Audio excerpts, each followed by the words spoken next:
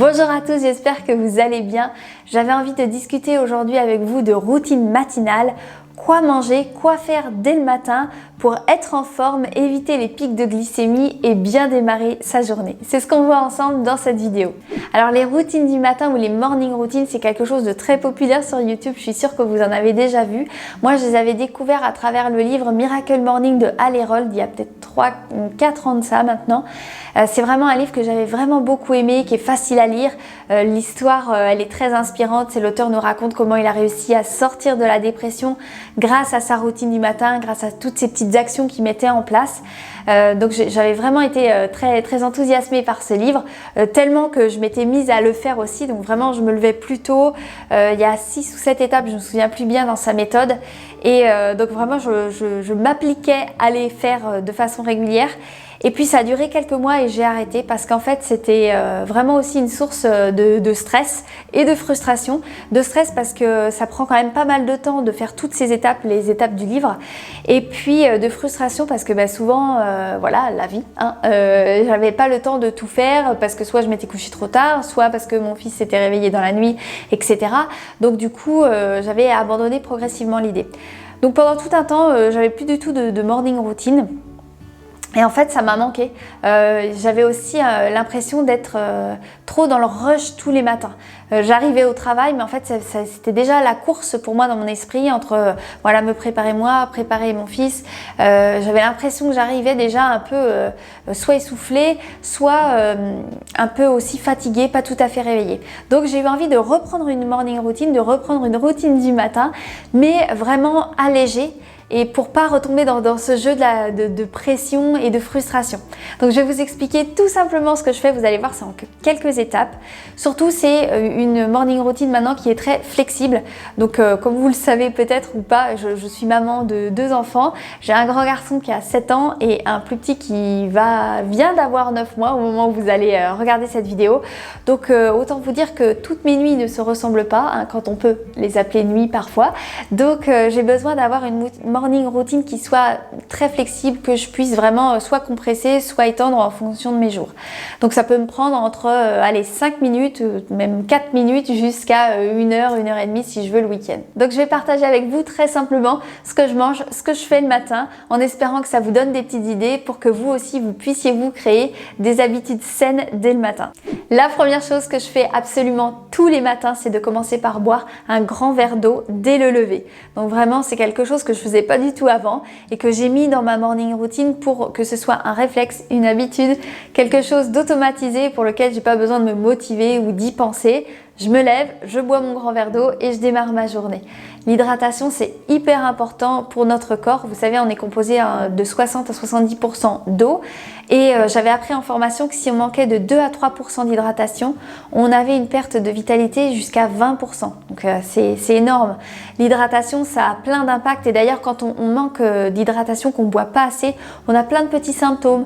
On peut avoir des maux de tête, de la constipation, des problèmes de peau.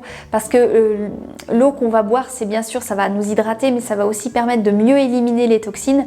Donc c'est très important. Et puis, il y a autre chose aussi par rapport à l'hydratation, c'est que souvent on a envie de boire le plus pendant les repas. C'est à ce moment-là qu'on va avoir le plus soif. Alors c'est pas forcément le meilleur moment pour boire parce qu'on va diluer les sucs gastriques. Donc c'est les sucs gastriques, c'est ce qui va vous aider à bien digérer au niveau de l'estomac. Et de les diluer, forcément ça va amoindrir leur effet, leur impact sur la digestion. Donc c'est aussi bien, si on peut, de boire avant les repas ou entre les repas, de boire de l'eau. Évidemment, je vous encourage pas à boire quelque chose de sucré entre les repas, là ça serait complètement contre-productif. Mais si vous pouvez un petit peu parsemer les moments d'hydratation tout au long de la journée, c'est l'idéal. Donc justement pour m'inciter à faire ça, moi je me suis acheté des cadeaux. Alors vous allez voir, c'est pas des cadeaux de fou, hein. Je me suis acheté 2 gourdes en verre réutilisables donc. Et il y en a une que je mets sur ma table de nuit et l'autre que je trimballe tout au long de la journée avec moi de pièce en pièce dans la journée. Et ça me permet comme ça d'y penser. Parce que c'est vrai que sinon le verre il est dans le placard, je le vois moins, c'est pas coloré. Là au moins ça me saute un petit peu plus aux yeux. Ça me fait aussi plaisir. Donc voilà, si ça peut être une astuce pour vous aussi pour penser commencer à boire davantage de la journée. Je vous mettrai les liens en barre d'infos des gourdes que j'ai achetées parce que je sais que vous êtes déjà plusieurs à m'avoir demandé sur Instagram où est-ce que je les avais prises. Donc comme ça, si l'info vous intéresse, elle sera juste en dessous. Ensuite, la deuxième chose que je fais absolument tous les matins, c'est de prendre mes médicaments et mes vitamines. Alors je commence par prendre mon traitement, vous le savez peut-être pas, mais j'ai été opérée il y a des années de ça d'une tumeur au cerveau. Je vais mieux, j'ai un traitement lourd qui est à prendre plusieurs fois par jour, notamment le matin, donc je prends dès le matin, comme ça j'en suis débarrassée. Et puis aussi parce que j'aime bien qu'il soit éloigné de mon repas, parce qu'il y a certaines interactions qui peuvent se faire entre les molécules et ce que je mange, notamment les fibres. Parfois ça peut aussi ralentir le passage des molécules dans le sang, donc l'efficacité des médicaments, donc c'est pour ça que j'aime bien que ce soit séparé autant que possible. Je prends aussi des vitamines, donc petit avertissement, je ne suis pas un médecin, je ne vais pas vous recommander de prendre certaines molécules. Vous êtes bien sûr libre, moi je vais vous partager tout simplement ma pratique personnelle, mes recherches, pourquoi je fais ça aussi. Mais je ne peux que vous encourager à aller voir votre médecin, à lui demander aussi un bilan pour savoir où est-ce que vous en êtes sur certaines vitamines notamment. Ça va vous permettre de savoir vraiment où vous allez, de ne pas être à l'aveugle sur la complémentation, donc ça peut être très intéressant. Et si vous vous demandez pourquoi malgré mon alimentation qui est plutôt équilibrée et variée, j'ai besoin de prendre des vitamines et des minéraux, eh bien parce qu'en fait on s'est rendu compte à travers d'études, je vous en mettrai une qui a été faite sur plus de 13 000 participants, des hommes, des femmes pendant 8 ans, justement sur la supplémentation, je vous mettrai tout ça en barre d'infos, mais grâce à ces études, on a montré que même en ayant une alimentation optimale, on avait des difficultés à avoir tout notre ratio en minéraux et en vitamines. Il y a plusieurs raisons à ça, parce que tout d'abord, il y a l'appauvrissement des sols qui fait qu'il y a moins de minéraux et de vitamines dans les produits. On a une vie également qui est plus stressante, donc on a tendance à utiliser davantage de minéraux spécifiques au niveau de notre corps, parce qu'aussi on mange moins qu'avant, notamment à cause de notre vie qui est plus sédentaire, on a moins des portions alimentaires qui sont un petit peu plus petites, et donc il faudrait sur ces portions alimentaires avoir une concentration en vitamines et en minéraux qu'on ne peut pas trouver dans nos supermarchés. Donc tout simplement, voilà pourquoi j'ai besoin d'avoir ces vitamines et ces minéraux. La première chose que je prends, c'est un complexe multivitaminique avec de la vitamine D.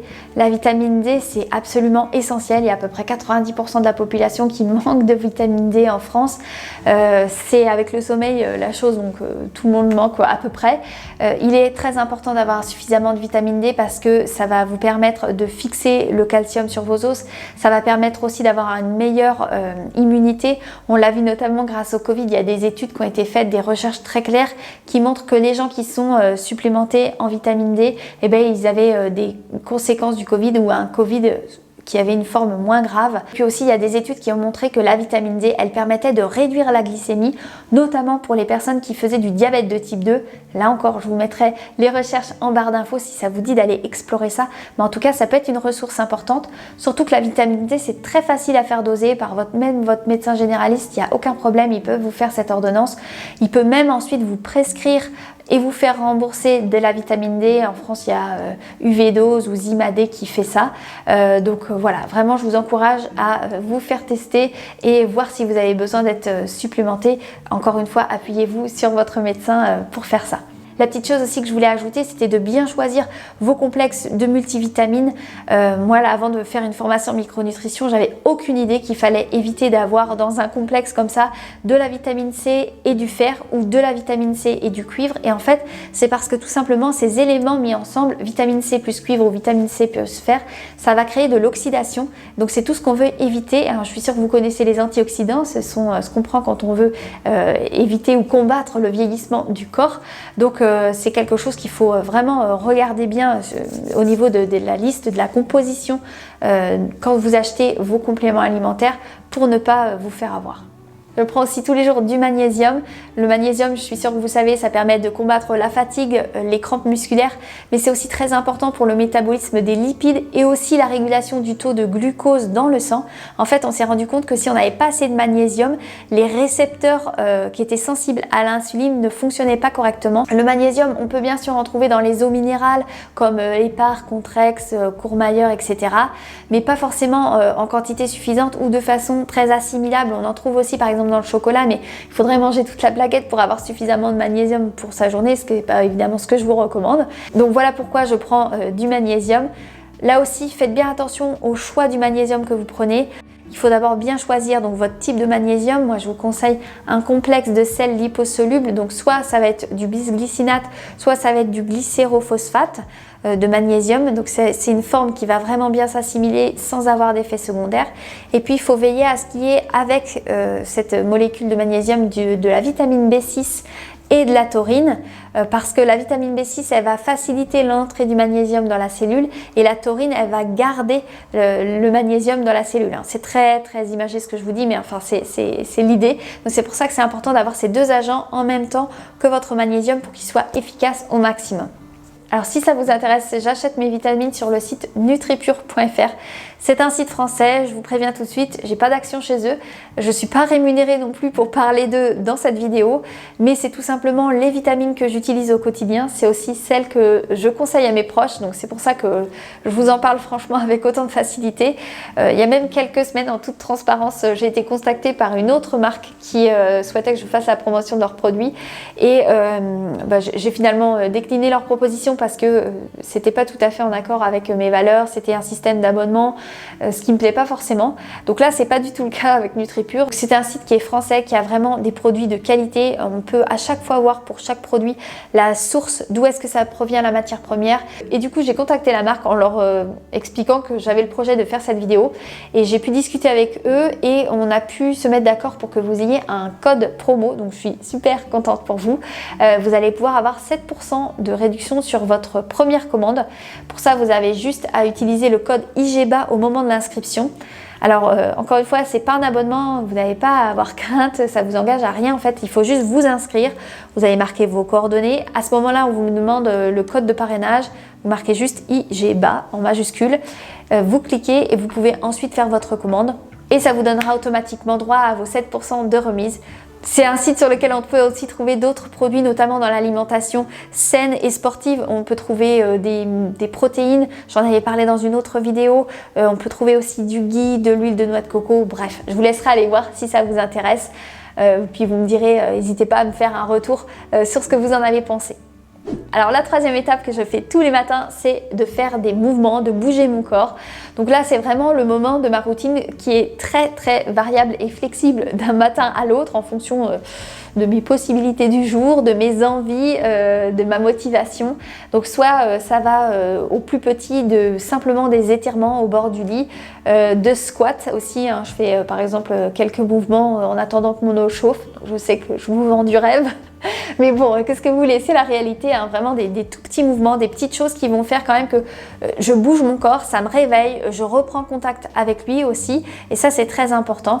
Et puis quand j'ai plus de temps, donc souvent le mercredi ou le week-end, je peux faire une session plus longue de sport. Donc ça va être une séance de HIIT ou ça peut être une séance de yoga. En général, je trouve des séances qui sont sur YouTube tout simplement.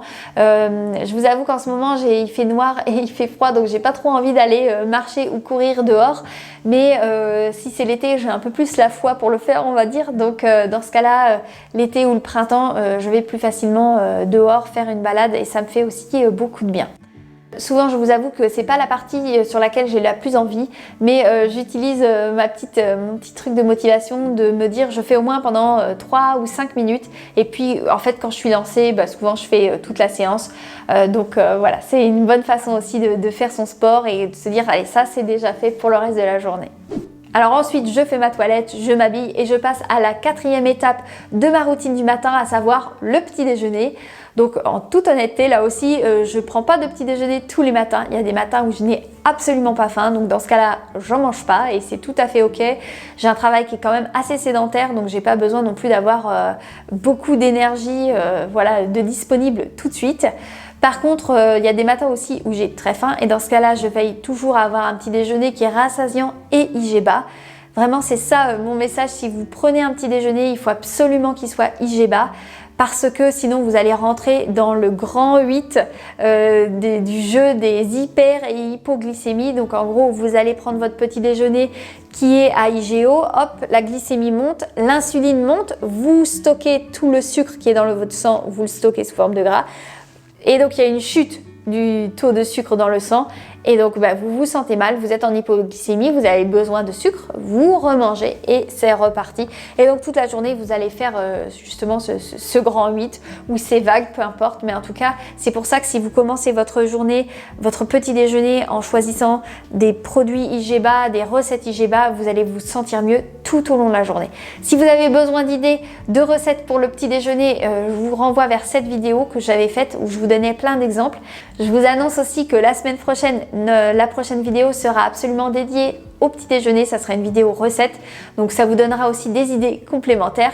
D'ailleurs, n'oubliez pas de vous abonner, d'activer la petite cloche pour recevoir l'alerte de la sortie de la prochaine vidéo. On passe à la 5e et dernière étape de ma morning routine dans laquelle je prends un temps pour prendre soin de moi. Donc en fait, après mon petit déjeuner ou ma boisson chaude, je vais vraiment faire une activité qui me détend. Donc au choix, je peux lire, écrire, faire de la cohérence cardiaque, de la méditation.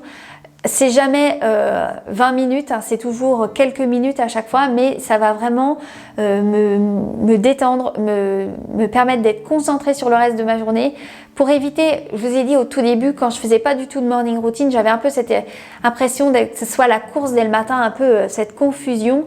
Là au moins ça me pose, ça me recentre, ça me fait beaucoup de bien. Qu'est-ce que je fais exactement? Ça peut être soit de la lecture, dans ce cas-là je vais lire une page ou un chapitre, ça va vraiment dépendre du temps que j'ai. J'aime bien ce livre-là que je lis en ce moment où c'est justement une page par jour, donc ça rentre très bien dans ma petite routine du matin. Ça peut être sinon voilà un chapitre comme d'un autre livre. Ça peut être aussi un petit temps d'écriture. Alors non, je n'écris pas des romans, j'écris vraiment des choses, vous allez voir, beaucoup plus terre à terre. Soit je vais écrire mes buts, je vous renvoie vers cette vidéo dans laquelle je vous parlais de motivation et pourquoi c'était si important d'écrire ses buts tous les jours. Donc ça peut être ce moment-là, vous voyez que ça va vraiment pas me prendre 12 000 ans. Ça peut être aussi un moment où je vais vider ma tête parce que je sens que j'ai l'esprit très encombré, de beaucoup de pensées, je rumine des choses qui sont pas très positives, et bien en fait je vais les écrire sans aucun jugement, je vais un peu comme faire une vidange de mon cerveau, vous voyez, que je vais faire par écrit et ça va me faire beaucoup de bien. Ça peut être aussi un moment où je vais faire de la méditation, soit j'utilise une application du type Headspace ou alors Petit Bambou. J'en utilise aussi une autre, je sais plus comment elle s'appelle, mais juste parce que je peux en fait choisir la musique de fin, le gong que j'aime bien, je vous la remettrai là. Voilà, ça peut être ça. Et la dernière chose aussi que je fais parfois, c'est de la cohérence cardiaque. J'aime beaucoup faire cette activité, c'est une activité pareil qui est gratuite, qui est scientifiquement prouvée avoir beaucoup de résultats sur la santé. Quoi dire de plus? Franchement, ça mériterait d'avoir une vidéo à son sujet dédiée tellement c'est une activité qui est facile à faire, simple, avec beaucoup de résultats. Donc voilà, ça c'est une des 4 choses que je peux faire pendant ce temps-là. Et puis après, tout simplement, j'enclenche sur ma journée de maman. Je m'occupe de mes petits pipious, je prépare tout ce monde-là pour la crèche, pour l'école, et puis on y va. Donc voilà, j'espère en tout cas que cette vidéo vous a plu, qu'elle vous a donné des petites idées à tester. Si c'est le cas, n'hésitez pas à la liker. Venez aussi me dire en commentaire, vous, ce que vous faites le matin, ça m'intéresse. C'est quoi vos petites routines, vos habitudes qui vous font vous sentir bien? J'apprendrai sûrement des choses, donc je lirai ça avec attention. Je vous dis en tout cas à très bientôt dans la prochaine vidéo et en attendant, prenez bien soin de vous.